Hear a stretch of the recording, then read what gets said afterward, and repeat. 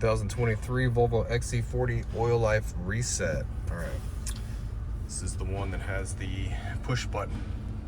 Car's running right now. Gonna go ahead and turn it off. Now you're gonna push the push button 3 times with your foot off the brake. We don't want the car to start.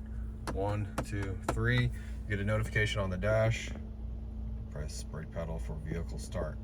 All right, next step, press and hold the minus sign on the steering wheel. Keep holding it down, put your foot on the brake, start the car.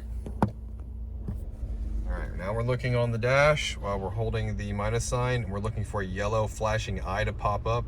As soon as it does, we let go of the minus sign. All right, it happens really fast. You can see right there, maintenance reminder reset. So I'm gonna take you a couple times to time it right when you see the flashing yellow.